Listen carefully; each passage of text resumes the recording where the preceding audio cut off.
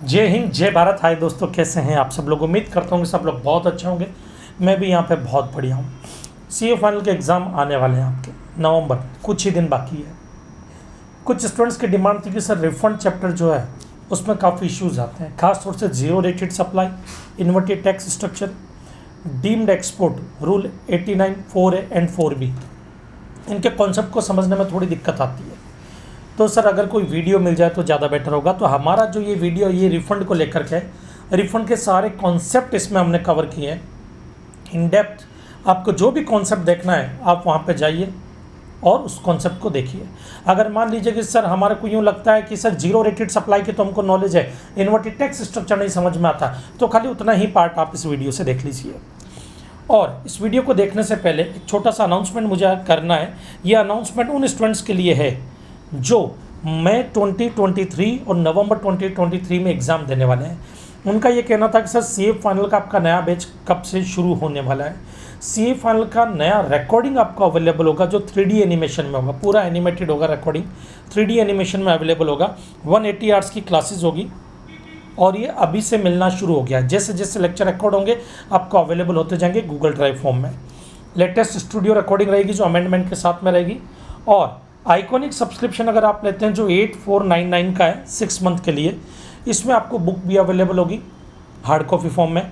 और अगर plus subscription लेते हैं जो 6 मंथ का 5299 में, तो इसमें आपको सॉफ्ट कॉपी दी जाएगी बुक्स की। ओके ना, MGST कोड यूज़ करके आप एडिशनल डिस्काउंट का बेनिफिट ले सकते हैं। यहाँ पर रिफंड जो चैप्टर है आप उसको आराम से एंजॉय कीजिए, देखिए। और भी किसी टॉपिक पे अगर आपको वीडियो चाहिए तो आप हमें बताइए, हम उस पर भी आपके लिए वीडियो लेकर के आएंगे। मिलते हैं हम हमारे नेक्स्ट सेशन में, तब तक के लिए जय हिंद जय Bharat. Principal of unjust enrichment, ये जो हम पढ़ने वाले ना यहाँ पर, इसमें 3 तरह से क्वेश्चन बनते हैं बेटा, 3 तरह से, और एग्जाम में किसी भी तरह से पूछ सकते हैं। सबसे पहला आता है प्रिंसिपल ऑफ अनजस्ट एनरिचमेंट का मतलब क्या होता है। यहां पर यह बोला गया है कि भाई रिफंड उसी को दो जिसने एक्चुअल बर्डन बेयर किया, जिसके ऊपर उस एक्स्ट्रा टैक्स का भार पड़ा। एग्जाम्पल के लिए ये मैं हूं MG, ये है मिस्टर है, मैंने मिस्टर ए को माल बेचा, वैल्यू 1 लाख, और GST 18,000 चार्ज करना था, सॉरी 12,000 चार्ज करना था 12% से। गलती से मैंने 18,000 चार्ज कर लिया, मेरी गलती से 18%, और ये मैंने डिपार्टमेंट को पे किया।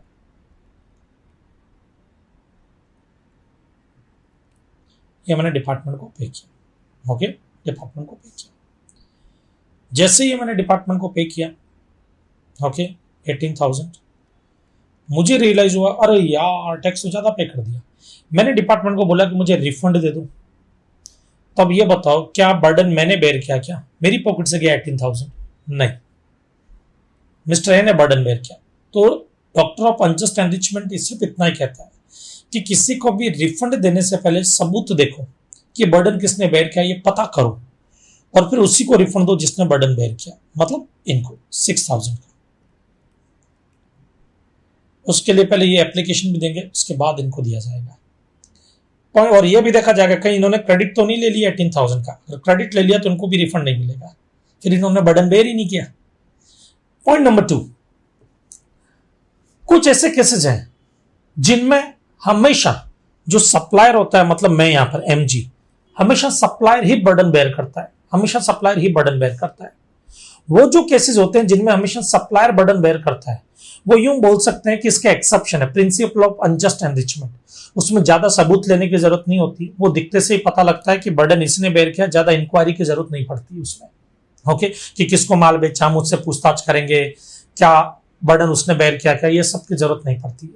तो उनको बोला जाता है कि exception of principal of unjust enrichment. मतलब प्रिंसिपल ऑफ अनजस्ट एनरिचमेंट के एक्सेप्शन क्या क्या है वो बताइए आप। अब बेटा इधर देखो यहां पर, तो अगर क्वेश्चन आ जाए एक्सेप्शन क्या प्रिंसिपल ऑफ अनजस्ट एनरिचमेंट के, तो ये एक्सेप्शन है बेटा 6 केसेस। दूसरा, कभी भी अगर refund amount more than 2 lakh है तो एक सीए या सीएमए का सर्टिफिकेट लगता है, कॉस्ट मैनेजमेंट अकाउंटेंट या सीए का सर्टिफिकेट लगता है बेटा, जिससे ये साबित हो जाए कि भाई हाँ बर्डन उसी ने बेयर किया और वो जो कैलकुलेशन है वो प्रॉपर है, तो एक सर्टिफिकेट लगता है। लेकिन कुछ ऐसे केसेस हैं जिनमें रिफंड अमाउंट अगर मोर देन 2 लाख है फिर भी सीए सीएमए के सर्टिफिकेट की जरूरत नहीं पड़ती है, उनको रिफंड देना पड़ता है। वो केसेस भी सेम यही है। तो यहाँ पे दो तरह से तो क्वेश्चन आ सकता है, डायरेक्ट क्वेश्चन पूछ लेंगे कि एक्सेप्शन ऑफ अनजस्ट एनरिचमेंट लिखो, तब भी आपको 6 पॉइंट लिखने हैं, या क्वेश्चन ये पूछ लेते हैं कि वो केसेस बताओ जिसमें refund amount more than 2 lakh से फिर भी सीए या सीएमए के सर्टिफिकेट की रिक्वायरमेंट नहीं है। तीसरे तरीके से ये क्वेश्चन कैसे आ सकता है, कभी भी जब रिफंड दिया जाता है तो डिपार्टमेंट क्या करता है, जैसे ये 6,000 का रिफंड है तो डिपार्टमेंट क्या करेगा, 6,000 का रिफंड पहले कंज्यूमर वेलफेयर फंड में डाल देगा, क्योंकि डिपार्टमेंट को नहीं पता ना कि इसका बर्डन किसने बेयर किया है, एमजी ने किया, मिस्टर ए ने किया, या आगे किसी और को पास ऑन कर दिया, तो उसको कंज्यूमर वेलफेयर फंड में ट्रांसफर कर देता है। फिर मिस्टर ए साबित करेगा कि भाई बर्डन मैंने बेयर किया है, मैंने आगे पास ऑन नहीं किया है, तो फिर उसके बाद मिस्टर ए के अकाउंट में क्रेडिट होगा।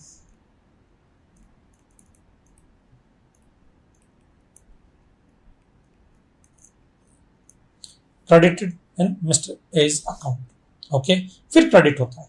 अब यहां पर क्वेश्चन क्या बनेगा, वो केसेस बताओ जिनमें कंज्यूमर वेलफेयर फंड में पैसा नहीं जाता, डायरेक्ट एप्लीकेंट के अकाउंट में क्रेडिट हो जाएगा, कंज्यूमर वेलफेयर फंड में कभी नहीं जाएगा। तो वो भी वही केस है जिसमें साबित करने की जरूरत नहीं कि बर्डन हमने बेयर किया, हमने पास ऑन नहीं किया, क्यों, कि उनमें और कोई बर्डन बेयर कर ही नहीं सकता है। तो 3 तरह से क्वेश्चन आ सकते हैं बेटा, 3 तरह से क्वेश्चन आ सकते हैं। जरा आ जाते हैं कौन कौन से 3। पहला, exception of unjust enrichment.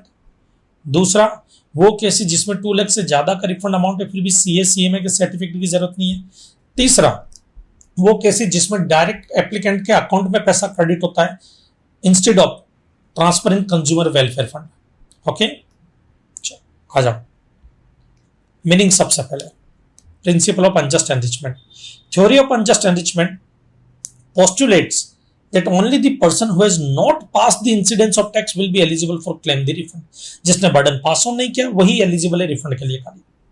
Certificate of CACM है, if refund claim exceeding rupees 2 lakhs, a certificate from a chartered accountant or cost accountant will have to be given.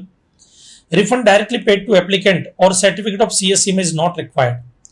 The refundable amount shall instead of being credited to the consumer welfare fund be paid to the applicant, exception of unjust enrichment. कौन कौन से, जरा one by one आते हैं। पहला case, refund of tax paid on export of goods and services or both, or in input or input services used in making such export, supply to SEZ will not be covered here. अब ये क्या बोलना चाहता है, ध्यान से सुनना। ये मैं हूं, मैंने ये गुड्स एक्सपोर्ट किया यूएसए, एक्सपोर्ट किया आईजीएसटी पे करके एक्सपोर्ट किया यूएसए। ओके, मैंने गुड्स एक्सपोर्ट किया यूएसए। सीधी सी बात है, जब आईजीएसटी पे करना पड़ेगा वो तो मुझे मेरी पॉकेट से डालना पड़ेगा ना। यूएसए के जो इंपोर्टर है उनसे तो मैं लूंगा नहीं कि भाई तुम मुझे आईजीएसटी पे करो, हमारे इंडिया में आईजीएसटी लगता है। वो मुझे अपनी पॉकेट से ही डाल करके अपनी पॉकेट से ही पे करना पड़ेगा और उसका रिफंड पे डायरेक्ट मैं क्लेम कर सकता हूँ। लेकिन हाँ, अगर मैंने एसईजेड को सप्लाई किया होता, अगर मैंने ये एसईजेड को सप्लाई किया गुड्स, देखो नीचे एसईजेड है लिखा हुआ, एसईजेड, ये एसईजेड को अगर मैंने सप्लाई किया होता, एसईजेड के साथ ये एसईजेड, एसईजेड को मैंने सप्लाई किया होता, बराबर है गुड्स। उस केस में मुझे साबित करना पड़ता कि बर्डन मैंने बेयर किया, क्योंकि एसईजेड इंडिया में है, मैनिपुलेशन होने के चांस हो सकते हैं, बराबर, उसमें साबित करना पड़ता। तो इधर देखो, refund of tax paid on export of goods और सर्विसेज और बोथ, और ऑन इनपुट्स और input service used in making such export. इस एक्सपोर्ट को करने के लिए जो इनपुट सर्विस यूज किया मैंने, उन पे भी अगर कोई टैक्स पे किया, उसका भी अगर रिफंड एडजस्ट नहीं, उसका क्रेडिट अगर एडजस्ट नहीं हो पा रहा तो उसका भी रिफंड ले सकता हूं मैं। उस केसेस के अंदर मुझे कोई सबूत देने की जरूरत नहीं है। Refund of unutilised ITC in case of zero rated supply का केस, और accumulated ITC on account of innovative tax structure, उसमें भी बर्डन हम ही बेयर करते हैं, बराबर है। क्यों? क्योंकि देखो जीरो रेटेड सप्लाई में रॉ मटेरियल मैंने खरीदा, इनपुट में, ये इनपुट प्लास्टिक मैंने खरीदा, इस पे जीएसटी तो मैं ही पे करूंगा ना खरीदते वक्त। फिर मैं जब एक्सपोर्ट करता हूं टॉयज बना करके, तो टॉयज जो एक्सपोर्ट हो रहे बेटा, एक्सपोर्ट हो रहे टॉयज, तो कॉमन सेंस की बात है, ये जो टॉयज एक्सपोर्ट होंगे इन पे तो ड्यूटी लग नहीं रही, तो वो बर्डन तो मैंने ही बेयर किया अनयूटिलाइज आईटीसी का। दूसरा केस इसमें इन्वर्टेड टैक्स स्ट्रक्चर, मान लीजिए टॉयज की रेट है 5% और इनपुट पे मैंने टैक्स पे किया 18%। अब टॉयज इंडिया में मैं बेचूंगा तो इनपुट पे तो टैक्स मैंने ही पे किया ना, इनवॉइस तो मेरे ही नाम पर है, खरीदा तो मैंने ही है, तो बर्डन तो मैंने ही बेयर किया, मेरी पॉकेट से गया वो। ओके, तो वहां पे रिफंड डायरेक्ट मेरे अकाउंट में क्रेडिट हो जाना चाहिए। नेक्स्ट आता है आपके रिफंड वाउचर का केस। रिफंड वाउचर का केस, रिफंड वाउचर के केस में क्या होता है बेटा, इधर देखना, ये आप स्टूडेंट, आपने मुझे 1 लाख प्लस 18,000 जनवरी में एडवांस दिया, फेब में वो 18,000 मैंने इस डिपार्टमेंट को दे दिया 18,000 जीएसटी का। अभी तक मैंने आपको सप्लाई नहीं की, तो मैंने आपको रिसिट वाउचर इशू किया, टैक्स इनवॉइस इशू नहीं किया। 2 महीने बाद आप आते मेरे पास में कि सर अभी बैच शुरू नहीं हुआ, आप फीस रिफंड कर दीजिए। मैंने आपको 1 लाख प्लस 18,000 रिफंड कर दिया। कौन सा 18,000? जो मैं डिपार्टमेंट को दे चुका हूं जीएसटी का, वो मैंने आपको रिफंड कर दिया, तो मैं रिफंड वाउचर इशू करूंगा जिस पे आप साइन करते हैं, जिससे ये साबित हो जाता है कि भाई वो बर्डन मैंने ही बेयर किया है रिफंड वाउचर के बेस पर, क्योंकि मेरी पॉकेट से गया, आपने साइन किया है कि आपको तो आपका पूरा पैसा मिल गया जीएसटी के साथ में, तो बर्डन तो मेरी पॉकेट से गया है, बर्डन तो मैंने ही बेयर किया वो 18,000 का, उसका रिफंड वाउचर के बेस पे मुझे मिलेगा। तो रिफंड वाउचर के केस में भी पैसा डायरेक्ट मेरे अकाउंट में क्रेडिट होगा। Tax wrongly collected and paid, मैंने सीजीएसटी एसजीएसटी कलेक्ट किया, गलती से आईजीएसटी पे कर दिया, फिर मेरे को पहले राइट अमाउंट पे करना पड़ेगा सीजीएसटी एसजीएसटी, फिर जो रॉन्ग अमाउंट आईजीएसटी मैंने पे किया उसका मुझे रिफंड मिल जाएगा, तो बर्डन तो मेरी पॉकेट से जाने वाला है, वो वाला केस, और वाइस वर्सा। टैक्स और interest in any other amount paid by the applicant if he had not pass on the incidence of such tax and interest to any other person, मैंने कोई टैक्स इंटरेस्ट वगैरह पे किए, उसका burden मैंने ही bear किया है, किसी और को पास और नहीं किया इंसिडेंस, उस केस में मेरा अकाउंट में क्रेडिट होगा, बट उसके लिए मुझे साबित करना पड़ेगा, सबूत देना पड़ेगा। द टैक्स और interest borne by such other class of applicant as the government may on the recommendation of the council by notification specified। Government अगर काउंसिल की रिकमेंडेशन पे गवर्नमेंट अगर कुछ पर्सन को बोल दे कि भाई ये क्लास ऑफ एप्लीकेंट है, इनको डायरेक्ट इनके अकाउंट में क्रेडिट होना चाहिए पैसा, तो रिफंड का अमाउंट उनके अकाउंट में डायरेक्ट क्रेडिट होगा। ओके, नेक्स्ट है withhold the refund claim. Withhold का मतलब क्या होता है? रिफंड रोक लेना। अब केस को समझना, ये है जीएसटी ऑफिसर, ये कौन है बेटा? जीएसटी ऑफिसर है। अब मेरा जीरो रेटेड सप्लाई का रिफंड है 10 लाख का, 10 लाख का जीरो रेटेड सप्लाई का रिफंड है। ओके, ये देखो ZRS लिखा हुआ, जीरो रेटेड सप्लाई, इसका रिफंड कितना है? 10 lakhs। ओके, अब समझो यहां पर any refund is due in case of zero rated supply or inverted tax structure. Registered person is defaulting in furnishing return and has not been stayed by any court, tribunal or appellate authority. Last date of filing of appeal got expired. अब इधर देखो हुआ क्या, zero rated supply का मेरा 10 लाख का refund था, मैंने रिटर्न वगैरह टाइम पर नहीं फाइल की, फर्निश ही नहीं की, इन्होंने बोल दिया भाई हम आपका रिफंड नहीं देंगे। मैंने कहा क्यों? बोले भाई आपका रिफंड मान लो जुलाई मंथ का है, जुलाई 2021 मंथ का है, बट आपने अगस्त या सितंबर, अक्टूबर, नवंबर, दिसंबर, जनवरी, फरवरी, मार्च इनके रिटर्न ही फाइल नहीं किया आपने, या इनमें से कोई भी 2-3 महीने के रिटर्न फाइल नहीं किया। हो सकता है कि आपका कुछ टैक्स ड्यूज हो, आप रिटर्न फाइल करो तो हमें पता लगे कि आपका कुछ टैक्स अमाउंट ड्यू है, तो जब पता लगेगा तो हम आपका रिफंड वहां पे एडजस्ट कर सकते हैं। अगर आपने नहीं दिया तो हम आपको रिफंड नहीं देंगे अभी, आप पहले वो रिटर्न फाइल करो ताकि हमें पता लगे कि भाई आपके कोई ड्यूज बाकी तो नहीं है, बाकी है तो हम आपसे क्या कलेक्ट करते घूमेंगे, आपके पीछे पीछे घूमेंगे, रिकवरी के लिए भागते रहेंगे। आपका 10 लाख रुपया अभी हमारे पास पड़ा है, आप अपने रिटर्न फाइल कर दो जो नहीं फाइल किए, ताकि हमें पता रहे कि आपके कुछ ड्यूज बाकी तो नहीं है, बाकी है तो पहले हम वहां पे एडजस्ट करेंगे उसको। तो पहली चीज मैंने अपने रिटर्न फाइल नहीं किए बराबर। दूसरा, अगर मेरा रिफंड रोकते हैं या कोई केस चल रहा है तो मैं आगे ट्रिब्यूनल और कोर्ट में जा सकता हूं, मैं ट्रिब्यूनल या कोर्ट में भी नहीं गया, और जो टाइम पीरियड है ट्रिब्यूनल या कोर्ट में जाने का वो एक्सपायर हो गया, और मैंने कोई स्टे भी नहीं लिया। स्टे मतलब कि भाई मेरा रिफंड ये रोका जा रहा है बराबर है, तो मुझे स्टे चाहिए कि ऐसा रिफंड वगैरह ना रोके मेरा, वैसा कोई स्टे भी नहीं लिया मैंने। ओके, तो registered person is defaulting in furnishing return and has not been stayed any by any court or tribunal or appellate authority. को स्टे भी नहीं लिया मैंने, केस फर्दर अपील में जाना था बट मैं नहीं जा पा रहा था, तो मैंने स्टे ले लिया कि भाई कुछ टाइम के लिए डिपार्टमेंट अपने एक्शन को रोक दे, डिपार्टमेंट जो मेरा पैसा वगैरह रखा रहा अपने पास उसको रोक दे। मैंने उसका स्टे भी नहीं लिया। Last date of filing appeal got expired, और अपील में जाने की लास्ट डेट भी एक्सपायर हो चुकी है मेरी।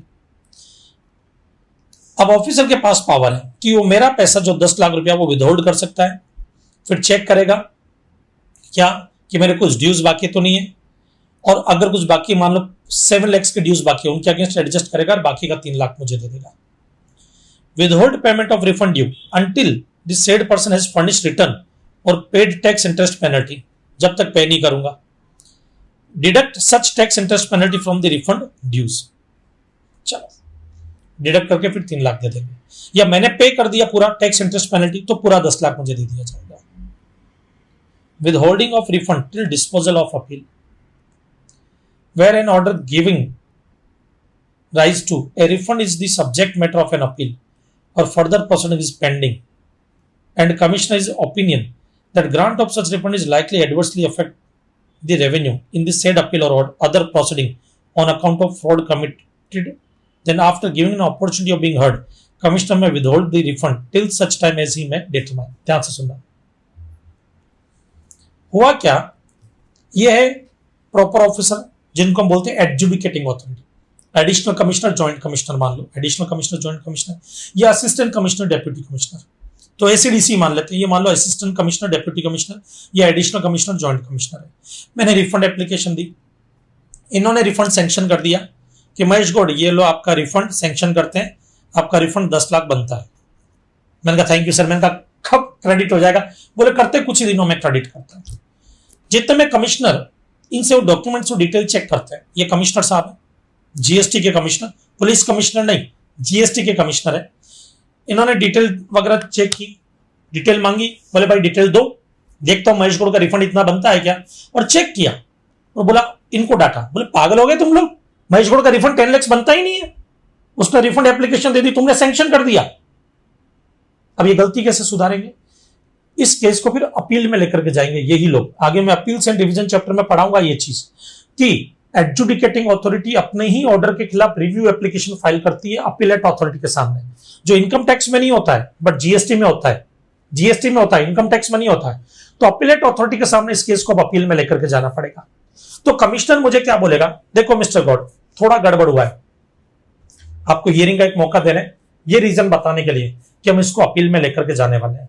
तो हम आपका ये जो 10 लाख है ना, ये अभी आपको नहीं देंगे, हम इसको रोक रहे हैं, विद होल्ड कर रहे हैं। क्यों? क्योंकि ये अपील का सब्जेक्ट मैटर है, हम इस केस को अपील में ले जा रहे हैं। अब वहां पे अपीलेट अथॉरिटी जो फैसला सुनाएगी वो फाइनल है, देख लेंगे, बराबर है। तो हाल फिलहाल के लिए हम इसको होल्ड कर रहे हैं। अब वो होल्ड करते हैं, अपील में चले गए, ये है अपीलेट अथॉरिटी, ये अपीलेट अथॉरिटी है। अब यहां पर केस चला गया, इन्होंने फैसला मेरे खिलाफ सुनाया, तब तो खेल खत्म, रिफंड मुझे मिलेगा ही नहीं। इन्होंने मेरे फेवर में सुनाया, अब ये डिपार्टमेंट मुझे रिफंड देगा विद इंटरेस्ट, क्यों इज्जत से मुझे रिफंड मिल रहा था, इन्होंने रोका है, और इंटरेस्ट लगेगा 6% पर एनम से। जिस दिन मुझे रिफंड मिल रहा था, मैंने एप्लीकेशन दिया, उसके 60 डेज के अंदर अंदर मुझे रिफंड मिल जाना चाहिए। 60 डेज से ज्यादा डिले किया तो अब जितना भी डिले हो रहा है 60 डेज के बाद में, और अब ये मुझे पैसा दे रहे हैं केस हारने के बाद डिपार्टमेंट वाले, अब मुझे इंटरेस्ट पे करेंगे 6% पर एनम से। ओके,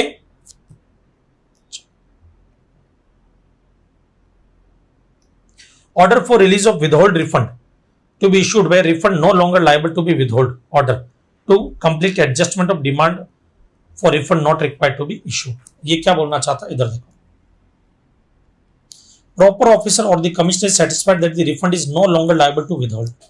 अब ऑफिसर, प्रॉपर ऑफिसर या कमिश्नर को पता लग गया भाई महेश गौड़ का रिफंड ज्यादा देर हमको अब नहीं रखना है, क्योंकि ये विदहोल्ड वाले केस में आ ही नहीं रहा है, महेश गौड़ सही था। ही में pass an order of release the withhold, सबसे पहले वो एक ऑर्डर पास करेगा कि विदहोल्ड को रिलीज किया जाए, बराबर, विदहोल्ड रिफंड इन प्रिस्क्राइब्ड फॉर्म, कि वो दे दिया जाए। ओके, चलो, और ये मैं अमेंडमेंट के अंदर भी वापस से लूंगा। अमेंडमेंट जो लास्ट में बताऊंगा ना, ये इनका कंपैरिजन करता बताऊंगा, पहले क्या था अभी क्या था। अभी मैं पहले वाली चीजें डिस्कस ही नहीं कर रहा, अभी सिर्फ अभी वाले पे फोकस करो जो आपके काम की।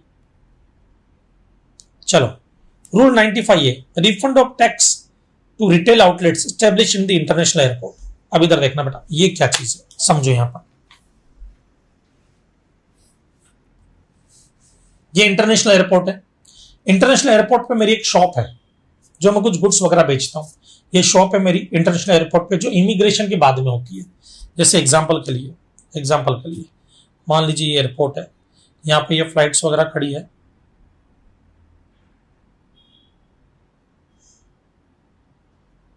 फ्लाइट्स वगैरह खड़ी है यहाँ पे इमिग्रेशन वाला है, इमिग्रेशन, और इस जगह पे मेरी शॉप है। ओके, इमिग्रेशन काउंटर, इमिग्रेशन के बाद में। तो जो फॉरेन इंटरनेशनल टूरिस्ट होते हैं, जो फॉरेन जाते हैं, जो फॉरेनर ही हैं, इंडिया से यहाँ पे घूमने आए, फिर वापस इंडिया से बाहर जा रहे हैं, तो सॉरी, बाहर से इंडिया घूमने आए और अब इंडिया से वापस बाहर जा रहे हैं, वो जो लोग हैं जाते वक्त मेरी शॉप से कुछ सामान खरीदते हैं, शॉप से मेरे कुछ सामान खरीदते हैं। अब ये सामान मैंने किससे खरीदा, इधर देखो, ये इंडिया में ही मान लेते हैं मुंबई के मिस्टर ए है। तो शॉप में जो सामान बेच रहा हूं ये मैंने मिस्टर ए से खरीदे थे। मान लेते हैं 100 यूनिट्स ली थी मैंने, 1000 रुपए की एक थी, 1 लाख रुपए में परचेज की। जीएसटी भी मैंने पे किया 18,000 मान लो। अब वो सामान में यहां पर एक इंटरनेशनल टूरिस्ट जा रहा है, उसको दे दिया मैंने मिस्टर जेड को 100 यूनिट्स। अब ये मिस्टर जेड अगर मुझे फॉरेन करेंसी में पेमेंट कर रहा है, फॉरेन करेंसी में, डॉलर में, जो भी फॉरेन करेंसी हो, कन्वर्टेबल फ्री फॉरेन एक्सचेंज, उसमें पैसा दे रहा है ये मुझे, तो उस केस में इन 100 यूनिट्स पे जीएसटी नहीं लगेगा।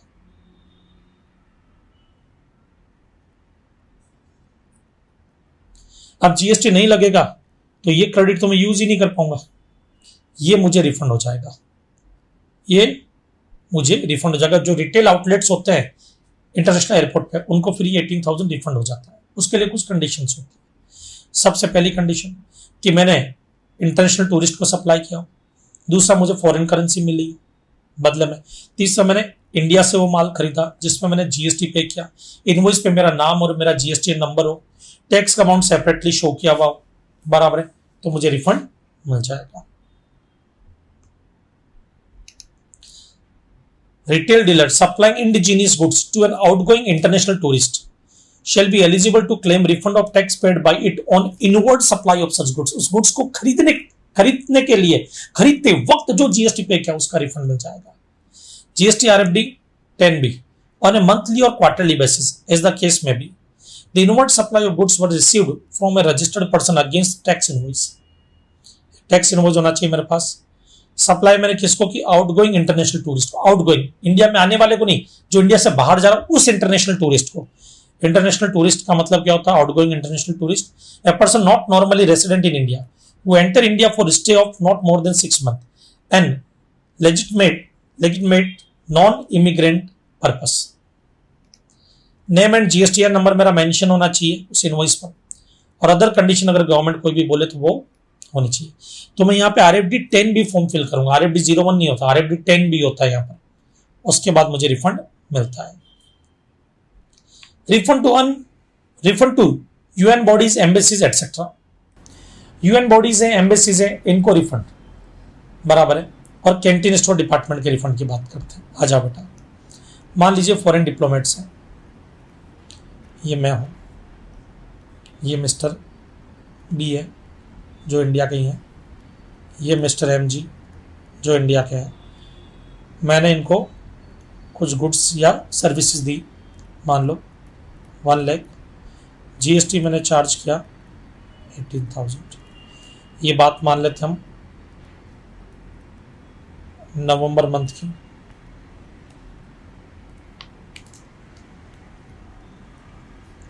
नवंबर 21 फॉरेन डिप्लोमेट्स आगे सर्विस दे रहे हैं, यह सर्विस एग्जम्प्ट होती है। अब ये जो पैसा फॉरेन डिप्लोमेट्स ने मुझे दिया, मैं तो दिसंबर में गवर्नमेंट को पे कर दूंगा। गवर्नमेंट फॉरेन डिप्लोमेट्स या यूएन बॉडीज उनको बोलती है आप टेंशन ना लो, हम ये अमाउंट आपको वापस से रिफंड करेंगे, हम ये अमाउंट आपको वापस से रिफंड करेंगे। तो यूं बोल सकता हूं मैं कि मैं तो ये पैसा डिपार्टमेंट को दे दूंगा, जीएसटी डिपार्टमेंट, मैंने ये 18,000 इनको दे दिया और ये जो 18,000 है ये वापस इनको रिफंड कर देंगे। और ये 18,000 जो फॉरेन डिप्लोमेट्स को, यूएन बॉडीज को, इनको रिफंड होगा, इसका एक प्रोसेस है। सबसे पहले तो ये क्वार्टरली ही रिफंड अप्लाई कर सकते हैं, quarterly, okay, once in a quarter, once in a quarter बोला गया है। तो मतलब इधर देखो, अप्रैल, मई और जून, इनका रिफंड जैसे क्वार्टर एंड होगा, एक ही बार इस पूरे क्वार्टर का refund once in a quarter ही अप्लाई कर सकते हैं। तो इसके रिफंड की एप्लीकेशन आप कभी भी दो, बट किसी भी क्वार्टर में दिया तो एक ही बार दोगे। ऐसा नहीं कि अप्रैल की एक बार अप्लाई कर दिया, फिर मई के लिए एक बार और अप्लाई कर दिया उसी क्वार्टर के अंदर, बराबर है, या जून के लिए उसी क्वार्टर में एक बार और अप्लाई कर दिया। एक क्वार्टर में एक ही बार एप्लीकेशन दो। अगर एप्लीकेशन कब तक दे सकते हो? 18 मंथ्स तक, 18 मंथ्स तक कभी भी दे सकते हो। जब क्वार्टर एंड होगा उसके बाद से 18 मंथ्स। हमारे इसी केस को ले लेते हैं, नवंबर 21 का केस है। तो ये क्वार्टर का कौन सा क्वार्टर है? अक्टूबर, नवंबर, दिसंबर, क्वार्टर एंड हो गया, इसके बाद में 18 मंथ्स। तो देखो, दिसंबर 22, 12 महीने, 12 महीने, दिसंबर 22। नेक्स्ट 30 जून 23, 6 महीने, मतलब 30 जून 2023 तक, 23 तक मैं, मतलब फॉरेन डिप्लोमेट्स रिफंड के लिए एप्लीकेशन दे सकते हैं। और किसी भी क्वार्टर में एक बार एप्लीकेशन दे दी तो वापस उस क्वार्टर में रिफंड एप्लीकेशन नहीं दे सकते हो, एक ही बार एक क्वार्टर में रिफंड एप्लीकेशन दी जाएगी। तो किसी भी क्वार्टर में दो, बट एक ही बार दो।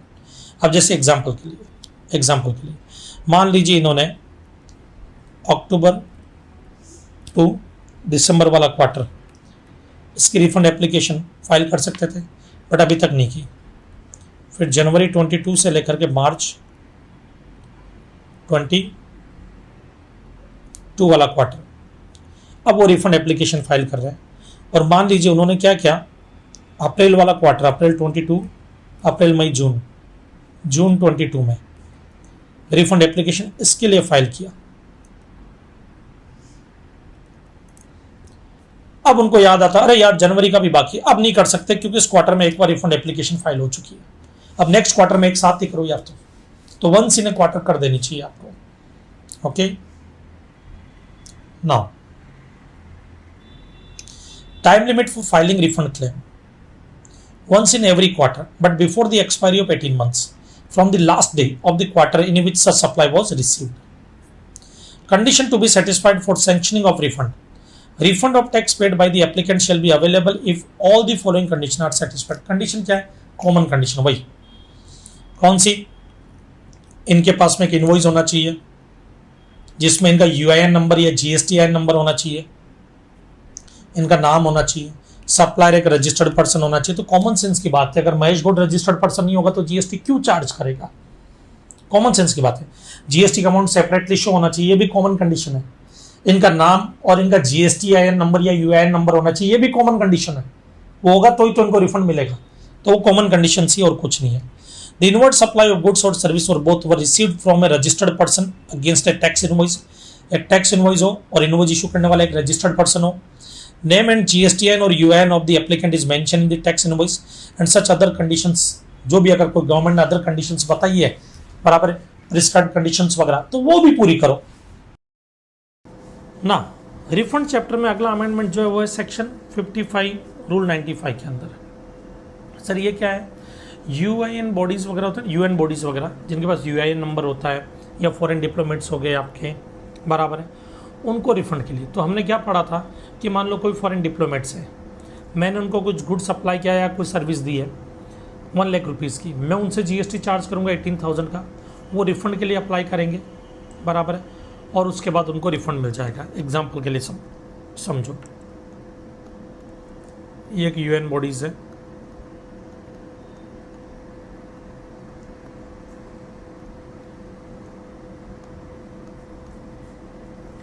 मैंने इनको कुछ सप्लाई किया बेटा,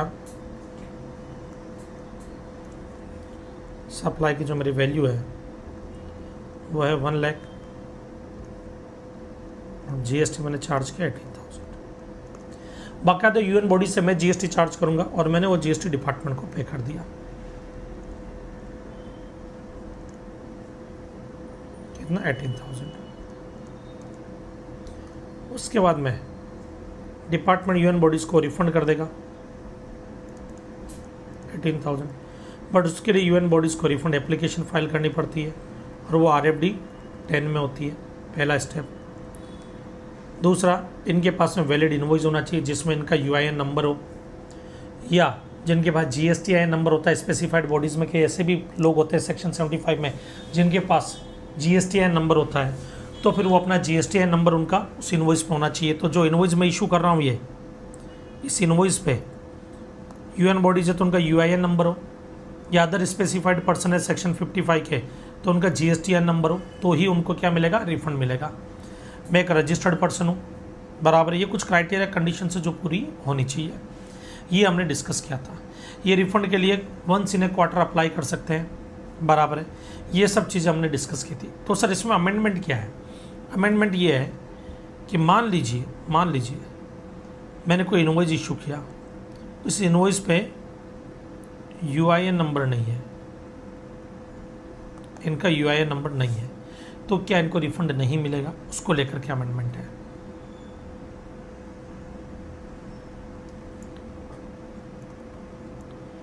provided that where UIN number of the applicant is not mention in the tax invoice, तो रिफंड कैसे मिलेगा? तो इधर देखो, उस केस में डिपार्टमेंट रिफंड कैसे देगा? तो मैंने सप्लाई कर दिया यूएन बॉडीज़ को 1 लाख रुपीज़ का, 18,000 का GST ले लिया, और मैंने उनके इनवॉइस पे UIN नंबर नहीं लिखा।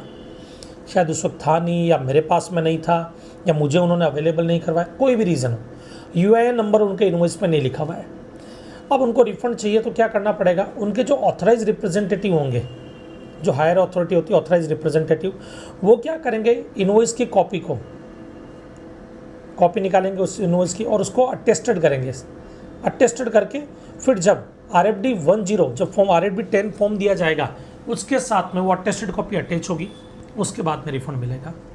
तो इधर देखो, the refund of tax paid by the applicant on such invoice shall be available only if the copy of the invoice duly attested, कौन अटेस्ट करेगा? by the authorized representative, जो applicant है उसका authorized representative of the applicant is submitted along with the refund application in form GST RFD 10। Okay, refund chapter में एक amendment आया बेटा जो IDT सार में, ये वाला अमेंडमेंट नहीं है जो अभी मैं बताने वाला हूँ। ये वाला अमेंडमेंट जो है वो क्या बोलता है? इलेक्ट्रॉनिक कैश लेजर को है लेकर के कि भाई इलेक्ट्रॉनिक कैश लेजर जो होता है उसमें आपने पढ़ा था कि भाई कोई अमाउंट बचा हुआ है तो आप रिफ़ंड क्लेम कर सकते हैं। RFD 01A फॉर्म आपको फिल करना पड़ता है, बराबर। उसके रिगार्डिंग कुछ क्लेरिफिकेशन है, मतलब कुछ डिलीट वगैरह नहीं हुआ, कुछ चेंज नहीं हुआ, कुछ नया क्लेरिफिकेशन दिया। पहला क्लेरिफिकेशन है no time period for filing refund claim. Electronic cash ledger में आपके पास में जितना भी अमाउंट है उसके लिए आप जब एप्लीकेशन फाइल करेंगे तो उसका कोई टाइम लिमिट नहीं है। जनरली क्या होता है कि रिफंड क्लेम करने के लिए हमने पढ़ा 2 years from the relevant date, ये एक टाइम लिमिट है कि 2 साल के अंदर अंदर आपको एप्लीकेशन देनी पड़ेगी। बट अगर इलेक्ट्रॉनिक कैश लेजर में आपका रिफंड है तो आपको कोई टाइम लिमिट एप्लीकेबल नहीं होगी। आप 3 साल 4 साल बाद में भी अगर रिफंड एप्लीकेशन देंगे तब भी आपको रिफंड दिया जाएगा, पहला। दूसरा, नो सर्टिफिकेट या declaration required to establish that there is no unjust enrichment. जैसा कि हमने पढ़ा था कि कुछ केसेस में अगर आपका जो रिफंड का अमाउंट है अगर वो 2 लाख रुपए से ज़्यादा है, 2 लाख से ज़्यादा है, तो आपको CA या CMA के सर्टिफिकेट की ज़रूरत होती है, उसके बाद ही आपको रिफंड मिलेगा। बट बोला अगर इलेक्ट्रॉनिक कैश लेजर का एक्सेस अमाउंट आपके पास पड़ा है जो आप यूटिलाइज नहीं कर पा रहे हैं, वो अमाउंट अगर 2 लाख से ज़्यादा भी हुआ, 2 लाख से ज़्यादा भी हुआ, तब भी आपको किसी CA या CMA के सर्टिफिकेट की ज़रूरत नहीं पड़ेगी। दूसरा, TDS या TCS deposited in electronic cash laser. अब जैसे मान लीजिए मैंने किसी गवर्नमेंट को सप्लाई किया, जब वो पेमेंट कर रहे थे तो जो कॉन्ट्रैक्ट प्राइस थी वो 2,50,000 से ज़्यादा था, तो गवर्नमेंट जब मुझे पेमेंट कर रही थी तो TDS काटेगी। TDS काटने के बाद गवर्नमेंट वो TDS डिपॉजिट करवाएगी और वो मेरे इलेक्ट्रॉनिक कैश लेजर में रिफ्लेक्ट होगा। दूसरा, मैंने ई-कॉमर्स ऑपरेटर के थ्रू कोई गुड सप्लाई किया, उन्होंने TCS काटा, वो TCS जब पेमेंट के वक्त काटेंगे, जब मुझे पेमेंट करेंगे वो TCS कलेक्ट करेंगे, वो TCS का अमाउंट वो डिपार्टमेंट को जमा कराएंगे, डिपॉजिट करवाएंगे गवर्नमेंट को, वो मेरे इलेक्ट्रॉनिक कैश लेजर में आ जाएगा। तो ये बोल रहा है TDS TCS deposited in electronic cash ledger can be refunded as excess balance in cash ledger. मैं उनका भी रिफंड ले सकता हूँ, जरूर नहीं है कि मैं उसको यूटिलाइज ही करूँ पेमेंट ऑफ टैक्स के लिए या इंटरेस्ट वगैरह के पेमेंट के लिए। मैं चाहूँ तो उसका रिफंड क्लेम कर सकता हूँ। ओके, ये इलेक्ट्रॉनिक कैश लेजर से रिलेटेड कुछ क्लेरिफिकेशन है। तो clarification with regard to refund of excess balance in the electronic cash ledger. Canteen store department, ये क्या बोलता है? Canteen store department under the ministry of defence. इधर देखो, ये कैंटीन स्टोर डिपार्टमेंट है डिफेंस का कैंटीन स्टोर डिपार्टमेंट। ये क्या करता है? डिफेंस की कैंटीन वगैरह में सप्लाई करते हैं चीजें। ओके, अब इधर देखना, ये भी इधर ही कवर होगा। ये है कैंटीन स्टोर डिपार्टमेंट। ये मिस्टर ए है, ये मिस्टर बी है।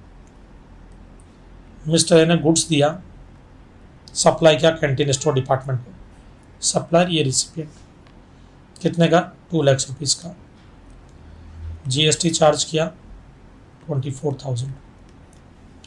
मिस्टर बी ने सर्विस दी, ये सप्लायर ये रिसिपिएंट।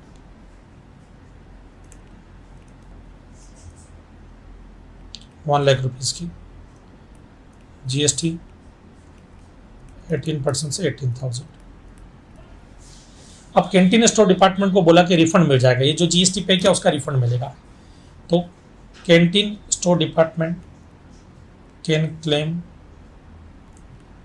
रिफंड, देखना लैंग्वेज को, of tax paid on goods. कितना? 50% of tax paid on goods, 50%। तो गुड्स पे जो टैक्स पे किया, गुड्स पे क्या टैक्स पे किया? इधर आ जाओ, ये वाला, क्योंकि सर्विस का नहीं, गुड्स पे जो टैक्स पे किया इसका 50%, मतलब सिर्फ 12,000 रिफंड होगा उनको, 12,000। ये वाला रिफंड नहीं होगा। सर्विस पे जो पे किया वो रिफंड नहीं होगा। इधर देखो, canteen store department under ministry of defence has been notified as a person who shall be entitled to claim a refund of 50% of the applicable CGST या IGST, और CGST लिखा तो HGST implied है, आएगा ही आएगा। आपके सिलेबस में CGST act है, इसलिए खाली CGST लिखा जाता है हर जगह पे। CGST IGST paid by it on all inward supply of goods, देखो inward supply of goods received by it for the purpose of subsequent supply of such goods to the unit run canteen of the CSD or to the authorized customer of the CSD। Canteen store department के customer को supply करने के लिए उन्होंने inward supply ली canteen store department ने, या आगे दूसरे कैंटीन को सप्लाई करने के लिए उन्होंने इनवर्ट सप्लाई ली। वो इनवर्ट सप्लाई जो गुड्स की है उस पर जो टैक्स पे किया है उसका 50% रिफंड होगा।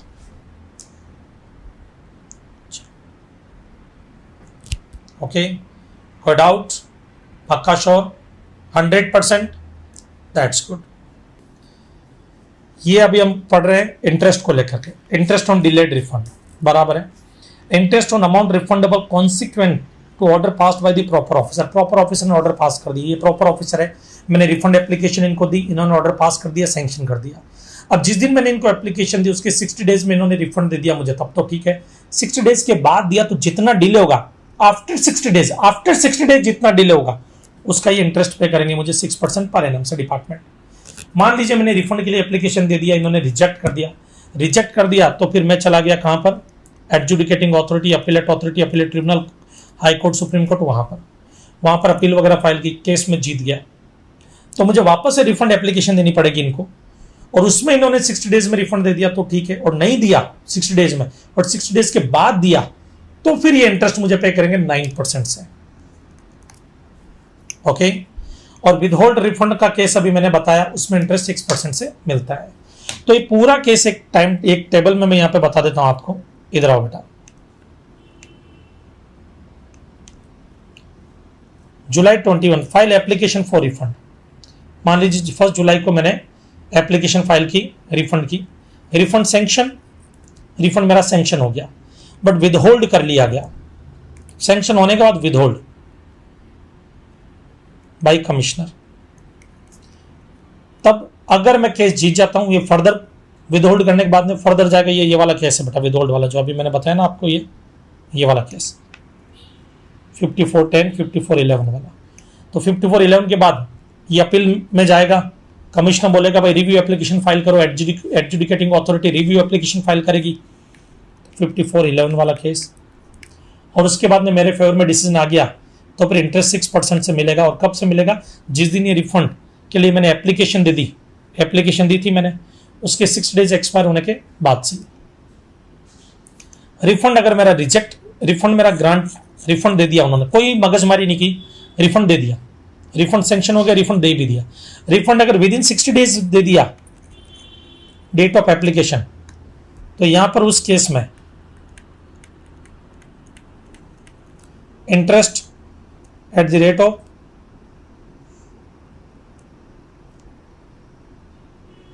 इंटरेस्ट लगेगा ही नहीं यहां पर, और refund after 60 days from the date of application, 60 दिन के बाद में दिया गया, आफ्टर 60 डेज।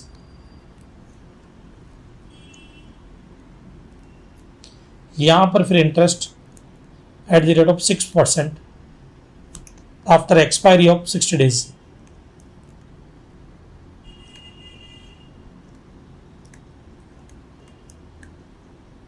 साठ दिन एक्सपायर होने के बाद जो भी टाइम पीरियड जितना भी डिले हुआ उस पर इंटरेस्ट मिलेगा 6% पर एनम से। तीसरा केस, रिफंड हमारा रिजेक्ट कर दिया, बोला नहीं देंगे, अपील टू, अब हम अपील में गए, appellate authority, appellate tribunal, high court, supreme court या एडजुडिकेटिंग वाला मैटर, कोई सा भी मैटर हो। ऑर्डर पास हुआ इन फेवर ऑफ एप्लीकेंट, मेरे फेवर में ऑर्डर पास हुआ, बोले यस। अब मैं वापस से रिफंड एप्लीकेशन फाइल करूंगा, again file refund application, case जीतने के बाद वापस से रिफंड एप्लीकेशन फाइल करूंगा। मान लो ये रिफंड एप्लीकेशन मैंने फाइल की 10 नवंबर 2021 को, यहां से 60 डेज के अंदर अंदर मुझे रिफंड मिल जाएगा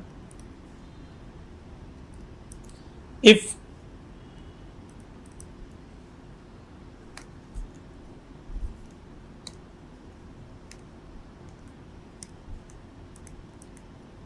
refund not granted within 60 days, 60 दिन में रिफंड ही नहीं दिया। If refund not granted within 60 days, 60 दिन के अंदर अंदर रिफंड नहीं दिया, if refund not granted within 60 days from the date of application,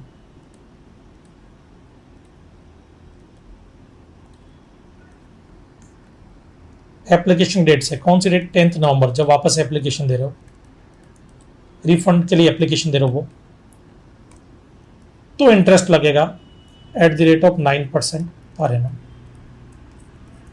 9% से डिपार्टमेंट इंटरेस्ट पे करेगा। अब जितना डिले होगा आफ्टर 60 डेज, आफ्टर 60 डेज जितना डिले होगा वो, ओके, नो केस ही हार गए तो स्टॉप, बात ही खत्म, no refund no interest, no refund no interest,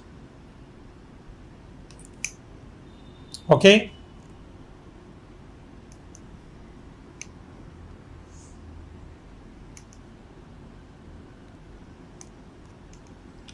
Consumer Welfare Fund. Consumer Welfare Fund was created to promote and protect the welfare consumer, to create consumer awareness and strengthen consumer movement in the country, particularly in rural area. Amount of refund which is not payable to the applicant is credited to Consumer Welfare Fund. जो भी पैसा, जो भी refund का amount जिसमें ये पता नहीं लगता कि ये रिफंड किसको देना चाहिए, एप्लीकेंट एप्लीकेशन फाइल नहीं करता, या ये रिफंड का बर्डन किसने, ये टैक्स का बर्डन किसने बेयर किया, ये पता नहीं लगता, वो कंज्यूमर वेलफेयर फंड में डाल दिया जाता है।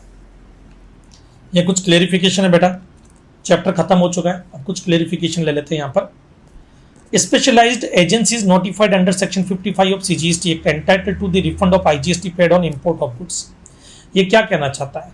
आउटसाइड इंडिया से इंडिया में कोई गुड्स आ रहा है और कौन मंगवा रहा है? यूएन बॉडीज, ये स्पेसिफाइड इंटरनेशनल ऑर्गेनाइजेशन, ये लोग गुड्स इंपोर्ट कर रहे हैं। ये यूएन बॉडीज है, ये स्पेसिफाइड इंटरनेशनल ऑर्गेनाइजेशन है, ये आउटसाइड इंडिया से गुड्स मंगवा रहे हैं। तो कस्टम्स एक्ट में आईजीएसटी चार्ज होता है सेक्शन 3 सबसेक्शन 7 में, और कस्टम्स टैरिफ एक्ट 1962 में वो रिफंड हो जाएगा इनको, वापस इनको बेनिफिट दिया गया है। एक है clarification on whether the refund claim can be preferred in respect of specified goods sent या taken out of India but not brought back. चलो आ जाओ, ये एग्जीबिशन का केस है बेटा, ये पूरा का पूरा मैं समझाता हूं एक एग्जांपल से। इधर आ जाओ, ये मिस्टर एक्स, मैं हूं इंडिया का, ये मैं हूं इंडिया का, मैं 100 यूनिट्स, ये जो प्रोडक्ट दिख रहा है गुड्स, इसकी 100 यूनिट्स यूएसए में कोई एग्जीबिशन लगी है, यूएसए में कोई एग्जीबिशन लगी, वहां पर लेकर के जा रहा हूं एग्जीबिशन में यूएसए में। अब मैं इंडिया से यूएसए लेकर के जा रहा हूं, मान लीजिए 1 जनवरी को लेकर के जा रहा हूं, 2021 को लेकर के जा रहा हूं, 1 जनवरी 2021 को लेकर के जा रहा हूं यूएसए। तो जब मैं लेकर के जा रहा हूं तो ये सेल नहीं है, ये सप्लाई के डेफिनेशन में नहीं आएगा, इसको सप्लाई नहीं माना जाएगा क्योंकि मैंने बेचा नहीं है। एग्जीबिशन में बिक भी सकती है, नहीं भी बिक सकती है। तो मैं यूएसए लेकर के जा रहा हूं, तो सर आपको वहां पे नॉन रेसिडेंट टैक्सेबल पर्सन के नाम पे रजिस्ट्रेशन लेना होगा? नहीं बेटा, वो तो आउटसाइड इंडिया से कोई इंडिया में आता उनको लेना होता, हम तो इंडिया से बाहर लेकर के जा रहे हैं। तो वहां की कंट्री में कोई रूल है तो अलग बात है, हमारे जीएसटी में ऐसा कोई प्रोविजन नहीं है। अब मैं 100 यूनिट्स लेकर के जा रहा हूं, जब 100 यूनिट्स लेकर के जाऊंगा वो सप्लाई नहीं मानी जाएगी, टैक्स इनवॉइस भी इशू नहीं होगा, डिलीवरी चालान, खाली डिलीवरी चालान बनेगा, डिलीवरी चालान, टैक्स इनवॉइस भी इशू नहीं होगा, खाली डिलीवरी चालान बनेगा और कुछ नहीं होगा, यहाँ सिर्फ delivery challan. Okay, now specified goods 100 units USA गई। अब इधर देखना, उन 100 यूनिट्स में से गई तब इनको सप्लाई नहीं माना गया, बट बोले कि यहां से जब निकली, यहां से 6 मंथ के अंदर अंदर वहां पे या तो सेल हो जाए या वापस आ जाए broadband within 6 month. Sale हो गई तब उनको 0 रेटेड सप्लाई मान लिया जाएगा, टैक्स इनवॉइस इशू होगा और रिफंड भी मिलेगा, जो 0 रेटेड सप्लाई का होता है वो रिफंड भी मिलेगा। या वापस लेकर के आ गए आप तो नो सप्लाई, गई थी तब भी सप्लाई नहीं और 6 महीने में वापस आ गई तब नो सप्लाई। ओके, तो कोई टैक्स इनवॉइस वगैरह इशू करने का सवाल ही नहीं होता। अगर after 6 month, within 6 month sale नहीं हुई, नॉट सोल्ड और ब्रॉट बैक,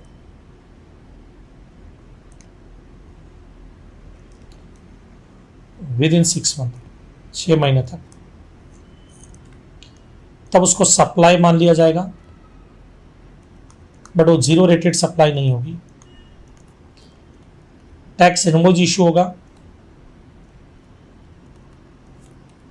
बट रिफंड नहीं मिलेगा, रिफंड नहीं मिलेगा। देखो, आपने एक चैप्टर पढ़ा था, चैप्टर 7 टाइम ऑफ सप्लाई, उसमें मैंने बताया था goods Saint on approval basis. अगर अप्रूवल बेसिस पे आप गुड्स भेजते हैं, 6 महीने में अप्रूवल नहीं आती है तो 6 महीने के बाद उसको डीम्ड सप्लाई मान करके टैक्स इनवॉइस इशू करने की ड्यू डेट आ जाती है कि टैक्स इनवॉइस इशू करना पड़ेगा। सेम प्रोविजन यहाँ पे लगाया। 6 मंथ में या तो फॉरेन कंट्री में जब एग्जीबिशन में सेल कर दो, नहीं तो वापस ले आओ। वापस भी नहीं लेकर के, सेल भी नहीं किया तो ये प्रिज्यूम कर लिया जाएगा वहां पे सेल हो गया, वो डीम्ड सेल। अब फॉरेन करेंसी आएगी नहीं, बिका नहीं है, तो यहाँ पे 0 रेटेड सप्लाई वाले बेनिफिट नहीं मिलेंगे। In USA 60 units out of 100 units sold with in 6 month, 6 महीने में 60 यूनिट बेच दिया आपने, तो वो सप्लाई माना जाएगा, टैक्स इनवॉइस भी होगा, रिफंड भी मिलेगा ऑफ आईटीसी का।